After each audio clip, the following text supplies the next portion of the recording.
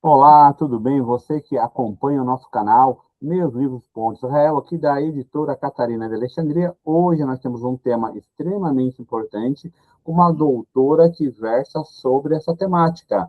O volume 5, Sociologia e Direito, já está disponível para toda a comunidade acadêmica, para todos que querem ler. Vai estar aqui já no link, nos comentários, o link do livro. Pode fazer o download, baixar, comentar, citar conforme as normas da BNT. Hoje eu vou trabalhar e conversar junto com a doutora Paula Marcela Ferreira França. E olha só o título da temática do capítulo, extremamente importante, ela é especialista nisso, né? Ela é formada pela Universidade de Goiânia. É isso, doutora? De Ou Goiânia, Universidade Federal de Goiás. Goiás, isso, de Goiás, e professora na Universidade Federal do Norte Tocantins, que também é uma universidade de excelência, e o tema do capítulo que ela vai conversar conosco, influências do discurso jornalístico na persecução penal de crimes envolvendo o desaparecimento de pessoas, tema extremamente necessário. Tudo bem, doutora Paula Marcela Ferreira França? Boa tarde, professor Israel, tudo bem? Tudo bem, boa tarde. Olha só que tema, hein? Como é que eu te apresentei um pouco, mas o que a gente pode falar mais sobre a doutora? Se Então, apresente. professor, meu nome é Paula, como você já me apresentou, né? Eu trabalho na Universidade Federal do Norte de Tocantins, na graduação em Ciências Sociais. Já trabalho com esse tema do desaparecimento de pessoas há um bom tempo, desde o período do meu mestrado, né? Atualmente eu faço parte da Rede Nacional de Pesquisa e Estudos sobre Desaparecimento de Pessoas, e eu tenho me dedicado há um bom tempo a essas investigações, e vai ser um prazer conversar com você a respeito delas e com aqueles que acompanharem o vídeo nos próximos dias. E você já está assistindo, já aproveita, compartilhe, comente, né, peça aí informações, porque é um tema extremamente necessário. E pelo que eu li pelo seu capítulo, né, que foi aprovado, discutido, a gente fez, né, uns feedbacks aí sobre o capítulo. O que trata esse teu capítulo especificamente, doutora Paula? Então, nesse capítulo, eu quis abordar um pouco como que se dá o tratamento midiático do desaparecimento de pessoas, né? E também a investigação policial e as investigações nesses casos, né? É basicamente isso. E você pega um caso específico, né? Aliás, um caso, na minha avaliação, de grande repercussão. Né? Eu não sou especialista na área, mas você está traçando o seguinte: vamos lá, vamos ver se dá certo aí o meu entendimento. Aí tu vai fazendo as correções. Que os casos de desaparecimento, eles não conseguem ser resolvidos por vários problemas, né? Desde equipamentos técnicos a pessoas e investimento. Mas tem uma questão aí. A mídia também não explora muito isso, porque a mídia está comprometida com as questões das propagandas.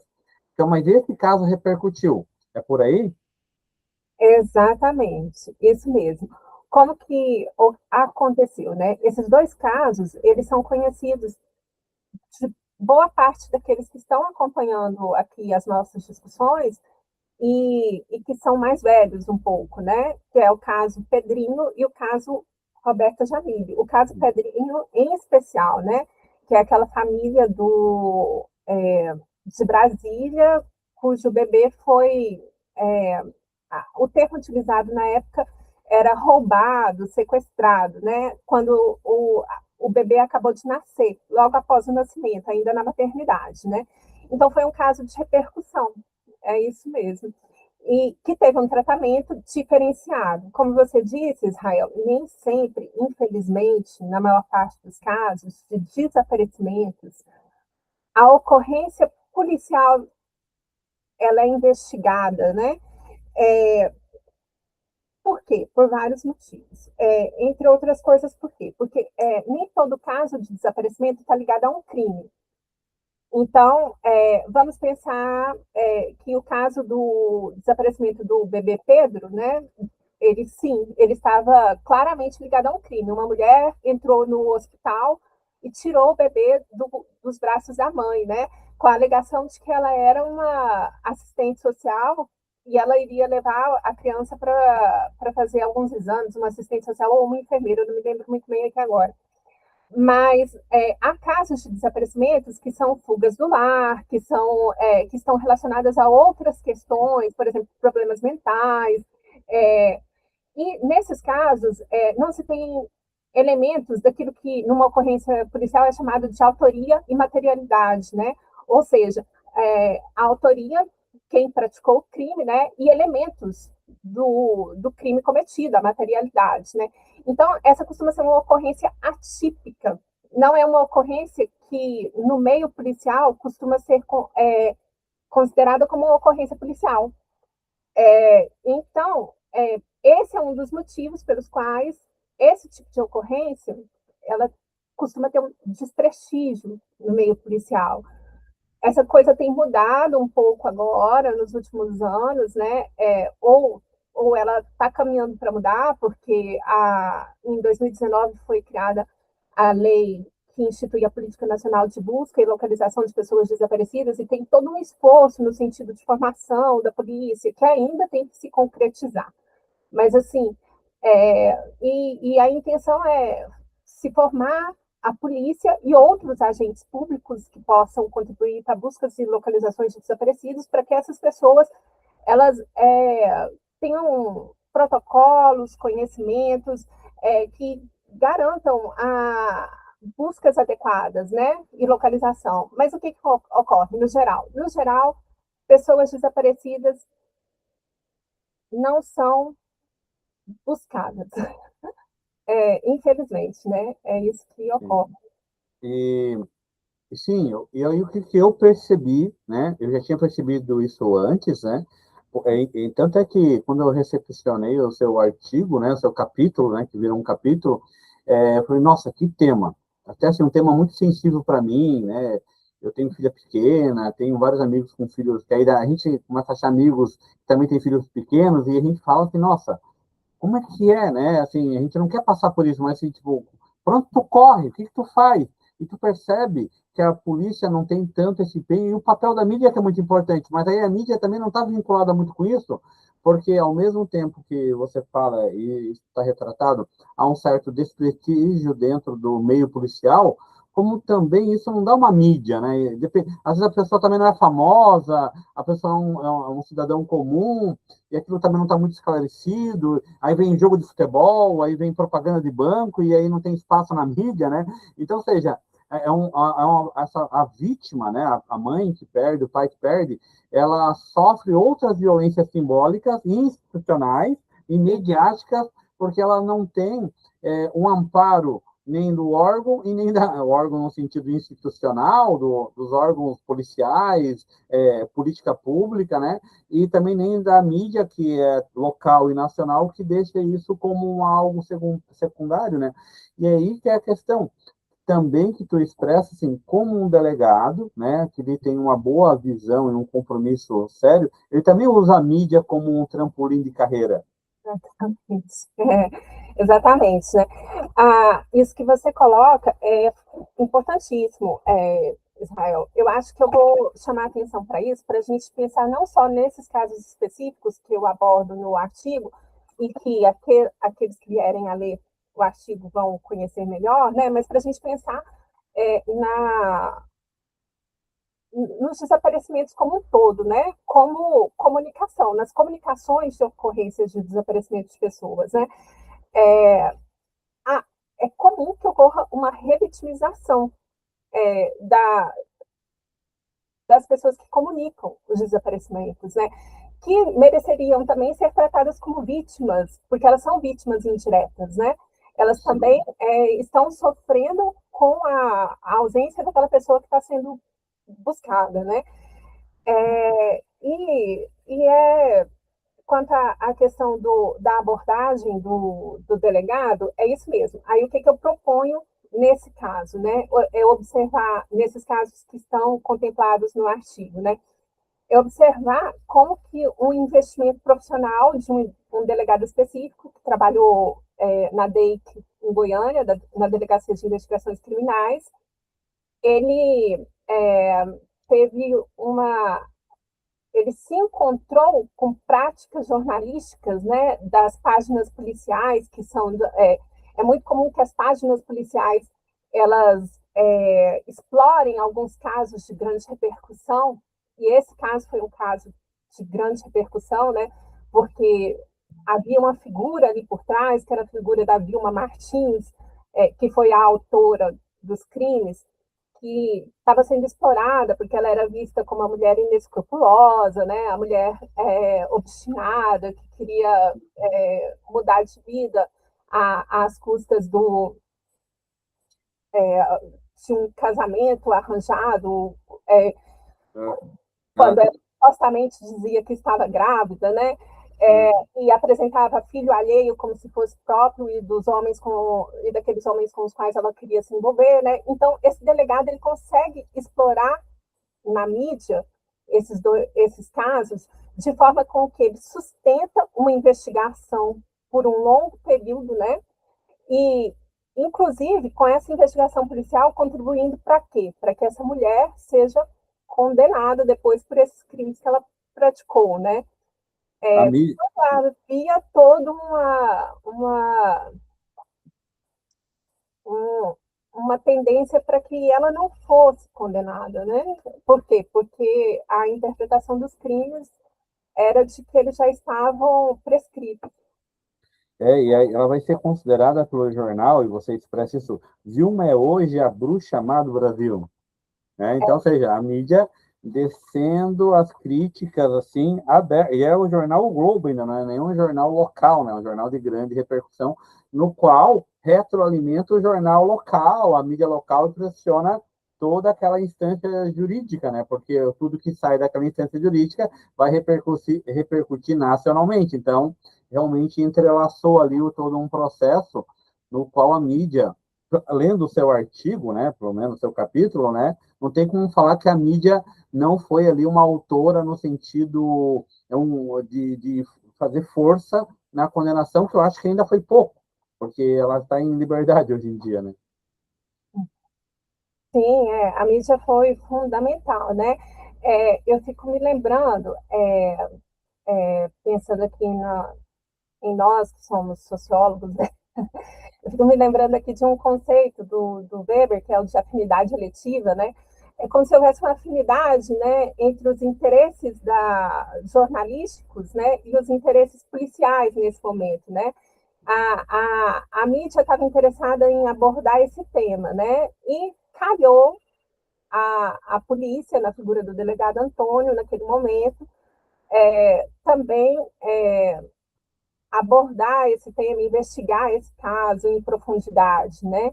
E isso favoreceu uma movimentação investigativa, nesse caso, que eu abordo mais especificamente, que é o caso da Roberta Jamile, que não aconteceu que não ocorre em outros casos de desaparecimentos, né? E daí vem a pergunta, né? Olha, como que foi essa abordagem na mídia, né? A mídia, esses eventos, eles favoreceram para que a gente pense o desaparecimento de pessoas como uma questão pública, como uma questão social, né? Que merece um tratamento coletivo, né? Aliás, o caso do menino sequestrado, se assim podemos chamar, né, roubado, como você mesmo disse ali, que era o termo usado, e realmente ele foi roubado, ele repercutiu mais, ele é mais forte na mídia. Eu fiz uma pesquisa assim, tipo, você, claro que tu fica curioso, né? Vamos colocar no Google, ver a carinha dessas pessoas. Aí tem mais até hoje tem mais histórias sobre ele, tem uma certa continuação de trajetória dele do que dela. Né? A menina sequestrada, na realidade, ela é de 79, então, ou seja, provavelmente a polícia tinha menos estrutura, menos vontade, tu tá saindo ali de um regime militar, então tem uma outra questão dele é um pouquinho depois, esse pouquinho depois já muda bastante coisa, né? Então, dela parece que assim, tem mais uma não tem mais, não, na verdade, tem menos informações. Mas o caso dela também é muito emblemático, né? O do Pedro ali tem mais foto, tudo, mas eu percebo assim, tipo, acho que tem menos estudos. Sim, sim. Eu acho que vale a pena, para quem está acompanhando, reconstruir um pouco as duas histórias, não vale, Israel? Sim. O que aconteceu? É, Em 1986, um garoto foi subtraído de uma maternidade em Brasília, né? É, Uhum. a mãe desse garoto se chama Lia, o pai se chama Jairo, e esse caso ficou amplamente conhecido nos jornais e na TV. Naquele momento, o que a gente tinha de mais importante em termos de mídia? Era a televisão e o jornal escrito, né, Israel? Então, para pessoas que são assim da nossa idade, a gente, com certeza, essas pessoas se lembram bem, né, do caso do garoto Pedrinho, né? 16 anos depois, uma denúncia para o Missing Kids, houve muita investigação policial durante esses 16 anos, mas nenhuma investigação chegou perto de pistas que levassem ao reencontro do garoto, né? Aí o que aconteceu? 16 anos depois, já em 2002, uma garota liga para o Missing Kids e fala: Olha, eu conheço um rapaz que é da minha família e acredito que esse rapaz é o garoto Pedro que foi roubado de uma maternidade em Brasília, né? E aí o pessoal do Missing Kids entra em contato com o SOS Criança de Brasília e eles começam a buscar a família do Jairo e da Lia para pegar fotos e comparar, e depois vão atrás do garoto que a menina dizia que podia ser o Pedro, para pegar material genético dele, né? E eles fazem isso tudo de forma muito rápida e descobrem muito rápido que o garoto que a menina dizia que poderia ser o Pedro, de fato, o rapaz que se entendia como Osvaldo, e era criado por uma mulher chamada Vilma, né? De fato, era o menino Pedro. Aí o que acontece? Em meio a essas investigações, um segundo caso vem à tona, que é o caso da menina, da irmã do Oswaldo. Entre aspas, né? Porque não era irmã. Uma das garotas que o Oswaldo acreditou durante 16 anos que era irmã biológica dele, né? A, Havia Ro- outras, a Roberta, né? a Roberta, isso.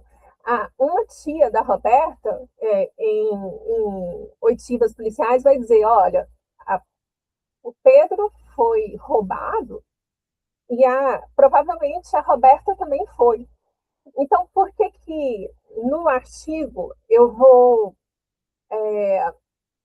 privilegiar esse caso da Roberta? Porque a partir daí vai se começar uma investigação de um desaparecimento, uma investigação policial. Porque no caso do Pedro não houve muita investigação, foi tudo muito rápido, né?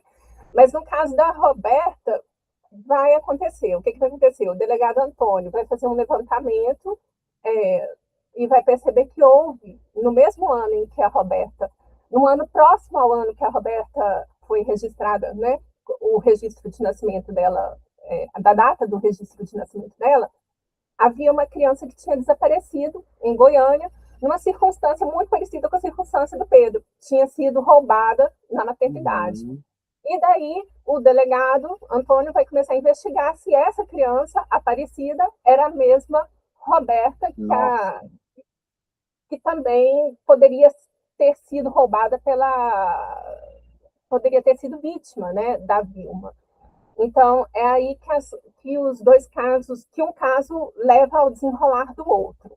Qual que é a diferença entre esses dois casos? A diferença é assim: é porque no caso do Pedro, durante os 16 anos de desaparecimento, houve as investigações policiais foram intensas. Eu acredito que isso aconteceu porque o Jairo e a Lia, os pais biológicos do Pedro, eles foram muito obstinados. Eles iam nas redes, eles iam na Rede Globo, eles iam para divulgar, e também porque eles tinham algum capital social, eram funcionários públicos em Brasília, eram pessoas que tinham habilidade comunicativa, escreviam, a Lia escreveu livros para divulgar o desaparecimento do filho. A família da Aparecida Fernanda, a Roberta, né, embora fosse uma família de classe média baixa, eles não eram necessariamente pessoas desprovidas de recursos, mas eram de classe média baixa, eles tinham menos habilidade comunicacional, tinham menos capital social, e eu acredito que isso dificultou mais a repercussão do caso do desaparecimento da Aparecida, embora tenha sido abordado nos jornais locais na época. Por quê? Porque eles realmente encontraram esses empecilhos, né? É aquilo que a gente estava falando, olha, casos de desaparecimento não costumam ser investigados. Então, para que eles sejam investigados, outros elementos têm que entrar em questão, né? No caso do Pedro, o que parece ter sido fundamental? O capital social da família, né? E no caso da Aparecida Fernanda, eu acho que isso não foi tão, não houve essa presença, sabe, desse capital, né? Uhum. Então, eu acho que esses outros elementos que você aponta também são importantes. E interessante, professora, que os dois, que eu posso estar errado, assim, é uma aparência, porque isso não está no artigo, não é até objeto de estudo. Pelos dois, eles nunca iam descobrir, por exemplo, porque, assim, eles não eram maltratados, né? Assim, tipo, então, assim, eu acho que ali a vida ia, tipo, deixa a vida me levar, a vida leva eu, como diz a música, porque pelos dois eles eram irmãos, assim, não se tivesse essas eventualidades externas, eu acho que pelos dois dificilmente eles teriam essa noção de que eles não são filhos daquela criminosa que era a mãe deles. Então, assim, é uma questão tão complexa, né? Porque a pessoa desaparecida, ela não sabe que ela está desaparecida. E isso é um paradigma, muitas vezes, né? Exatamente, né? E aí eu queria trazer uma questão metodológica, né, rápida, mas antes disso, também falar assim, como o Antônio Gonçalves, né, que é o nome do delegado, a importância dele, não pela ideia dele usar a questão da mídia a seu favor, mas como ele foi muito sagaz, né? Ele pega desde bituca de cigarro, ele começa a ver várias coisas que, assim, tipo, ele está obstinado, eu vou resolver esse caso, né? Eu vou atrás. Então, e isso é, ao mesmo tempo, extremamente legal e interessante, mas ao mesmo tempo trágico, porque depende, o achamento de uma criança, de um adolescente, está mais para um heroísmo de um delegado de vanguarda do que a estrutura estruturante de um Estado, entendeu? Então, assim, tipo, então, assim, são duas coisas, é uma coisa boa, mas ao mesmo tempo mostra uma coisa extremamente decadente, né? Então, como é que foi pensar e estudar, né, um delegado? Claro que tu usou os jornais, mas tu chega um ponto ali que tu fala, tem até nota de rodapé, se eu não me engano, que tu fala que tu teve acesso aos cadernos, ao material do próprio delegado. Isso eu achei bem interessante, que é difícil chegar nisso, né? Chegar nesse patamar, assim, né? Sim. É, é isso mesmo. O delegado Antônio, ele era conhecido por ser uma pessoa vocacionada, extremamente dedicada à profissão, né? Era admirado. E, e ele tomou esse caso mesmo com um impulso muito subjetivo, né? De desvendar, de esclarecer o que tinha acontecido, né? Como que foi? Eu entrei em contato com a família do delegado Antônio, né? O delegado Antônio, ele faleceu numa diligência, alguns anos antes da minha pesquisa, e eu entrei em contato com o filho dele, entrevistei o filho, o filho me passou todo esse arquivo de 207 recortes de Nossa. jornais, né? Era um arquivo bastante extenso de todos de jornais e muito representativo da abordagem do tempo, da investigação, né, na época, porque ele contemplava jornais locais e jornais nacionais. Uhum. Era o Popular e o Diário da Manhã, principalmente, com os jornais locais goianos, né? E o Globo, vários outros jornais nacionais. Que fica a dica, né? Que todo delegado seja igual um Antônio Gonçalves, né? Porque fica muito claro no seu texto, né? Até pela materialidade ali que tu tem das fontes, né? Que ele foi extremamente importante, né? Com relação a essa investigação. Se ele não pega firme, eu acho que ele não descobre o segundo caso, né? Bem que estava na cara, né? Se primeiro o seu filho, foi sequestrado, se tem uma outra menina, ora, né? Pode ser que seja também o mesmo caso. Já que nós falamos desse material vasto, né? Como é que foi montar, como é que é estudar alguém que desapareceu? Como é que foi esse teu estudo? Claro que tu vem do doutorado, do mestrado, que já falou ali no início, mas como é que foi construir esse texto? Então, você diz em relação A a... metodologia mesmo. Sim, tem uma parte ali de metodologia que tu expressa, né? Que tu fala que vai trabalhar em duas frentes, na realidade, né? Uma com Isso, relação... Isso. É, sim. Então, eu achei, quando eu me vi diante desse arquivo pessoal de 207 recortes de jornais, né, de época, uhum, eu tinha um desafio, que era dar uma abordagem metodológica para esse material, né? Então, eu pensei, poxa, eu tenho aqui um material para fazer uma análise documental dele, mas eu também tenho um livro biográfico, porque eu conto num artigo que o doutor Antônio, o delegado Antônio, ele pediu para que uma escritora fizesse uma biografia dele, né? Então, eu tinha esse material onde eu sabia mais ou menos quais foram os investimentos objetivos do delegado Antônio profissionais, né? O que ele queria, qual foi o caminho profissional dele, quais eram as aspirações dele, como que ele se entendia como profissional, né? Tudo isso estava lá no livro dele, né? É, e é, agora eu queria muito me lembrar o nome do livro, se uhum. você conseguir resgatar, Tá, consigo sim. Peraí, tá nas referências? Tá, né? está na experiência. Deixa eu ver. Gonçalves, o nome dele? Não. Gonçalo, Não, tem a do da Elizabeth? Não, não é da Elizabeth, nem do André, da, Isabela, da Isabela. Isabela Eva, Antônio isso, Gonçalves, O Coração da Lei. isso. Goiânia, editora Kelps, 2017, que aliás é uma editora daí também, né? 2017 foi lançado. Isso, Isabela desculpa, Isabela Eva. Évora, exatamente. Então, Antônio Gonçalves, o coração da lei, né? Então, assim, o delegado Antônio, ele entendia que ele tinha um faro policial, ele foi policial militar antes de ser policial civil, né? E antes de ser delegado. Então, assim, ele teve toda uma carreira dentro da polícia, ele se entendia realmente como uma pessoa vocacionada, né?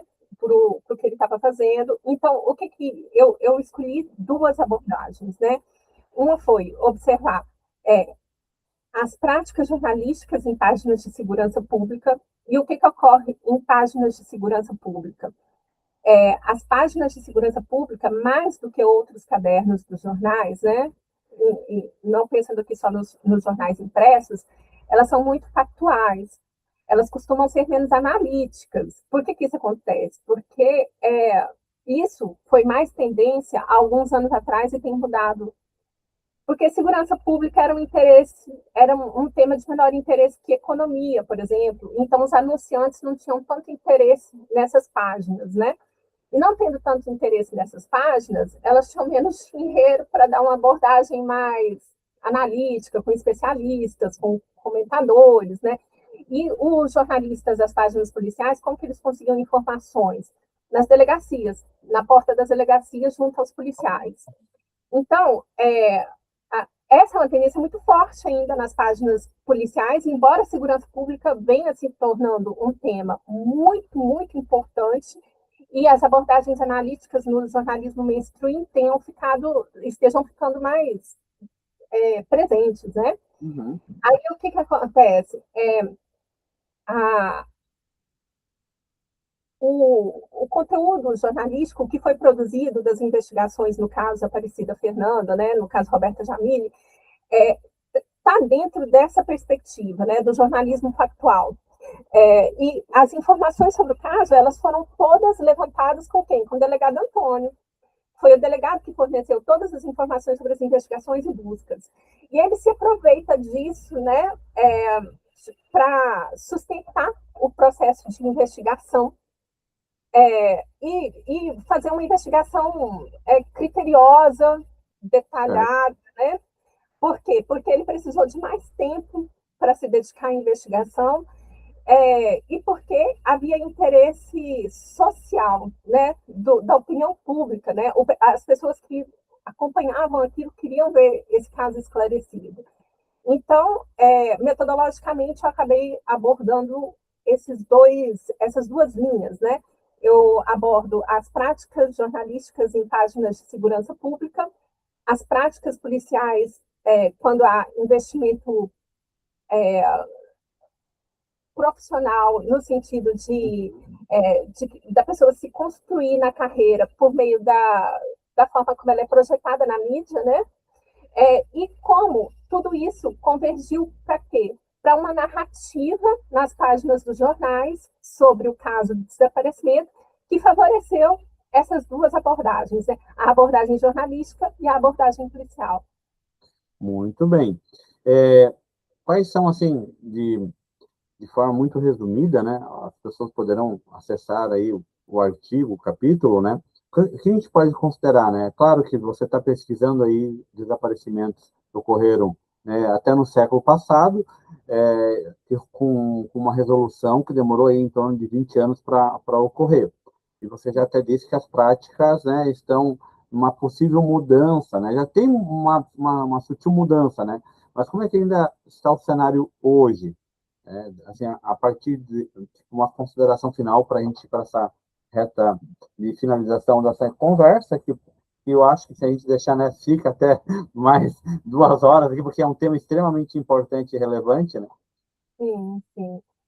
Bem, eu vou dar uma resposta e se você achar que alguma coisa precisa ser completada, você me diz, Israel. Então, a abordagem jornalística dos casos de desaparecimentos, ela ainda é muito pouco contextual e analítica. Então, ela quase nunca ela favorece a abordagem de desaparecimento como um problema social, como um problema público, que tem que ganhar um tratamento coletivo, né?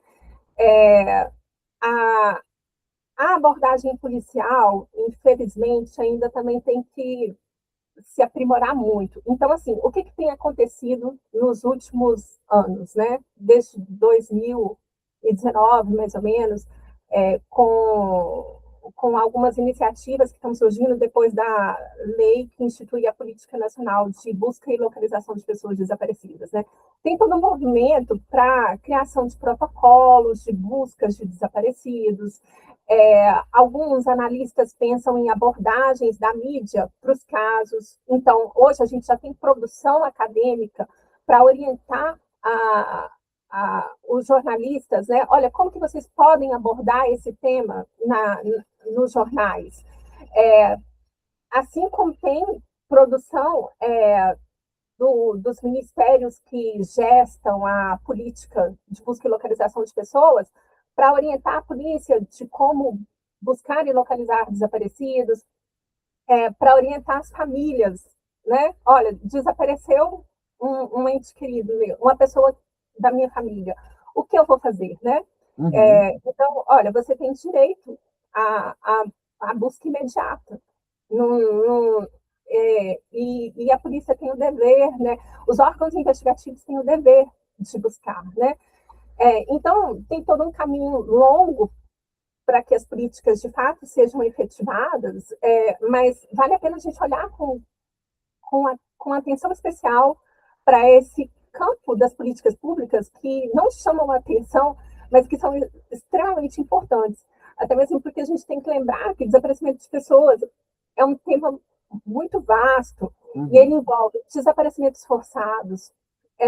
Lembrando que desaparecimentos forçados não são só os desaparecimentos políticos, mas os desaparecimentos também que resultam de ação de violência policial, do tráfico, né? Da,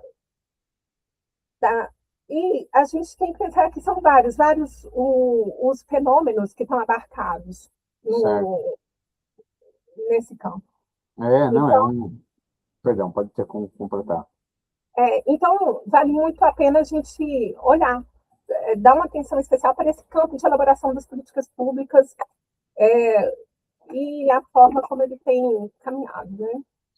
Eu só ia completar, fui me meter ali nas suas considerações, que é o seguinte, falta uma estrutura realmente federal, estadual e municipal, né? Assim, tipo, agora, por exemplo, a gente compra um leite, tem lá o desaparecido, né, na caixinha de leite. Então, assim, poderia ter isso de forma mais efetiva em outros órgãos, né? Eu fico pensando se a política em busca dos desaparecidos fosse igual da Receita Federal, não buscar dinheiro roubado ou que investiga os impostos, o imposto de renda, seria uma coisa muito mais rápida e atual, porque falta, assim, tipo, como você mesmo disse, né? Aconteceu agora mesmo aqui em Santa Catarina tem todo um movimento para achar uma criança que disse que foi no banheiro e sumiu. Mas como assim vai no banheiro? Que casa que é essa, né? Vai no banheiro e a criança some. Então, é claro que tem um monte de coisa para ser investigada aí. Mas quais são as primeiras ações? Ligou para a polícia, aí a polícia vai falar: só é desaparecido a partir de tal hora, tal data, tal dia. Aí tu fica fazendo o quê? Né? Esperando. E depois deu o horário, passou um minuto. O que a polícia vai fazer? O que tu espera? Então, isso nada é muito claro, né? Tá, passou 2 dias, como é um caso que teve aí também no Nordeste ou no Norte, né? De duas crianças que desapareceram no meio do mato.